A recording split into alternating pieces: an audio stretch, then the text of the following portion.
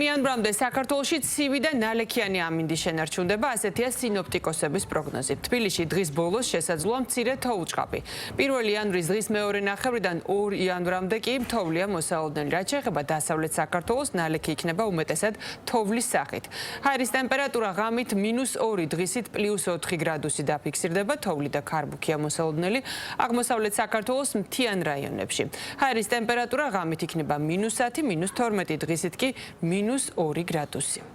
დღის მეორე ნახევარში კვლავ გაუარესდება საქართველოში ამინდის პირობები. 3 იანვრამდე საქართველოს უმეტეს რაიონში დრო გამოშვებით კვლავ მოსალოდნელია ნალექი უმეტესად თოვლის სახით.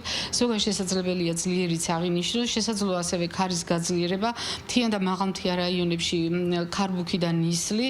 2 იანვარს უკვე დღის ბოლოს ნალექების ინტენსივობა შემცირდება და 3 იანვრიდან საქართველოში გამოიადარებს. დღის მაქსიმალური ტემპერატურა რამდენიმე გრადუსით მოიმატებს, უმეტესად უნალექო ამიცვალოდებით მომდევნო დღეებში.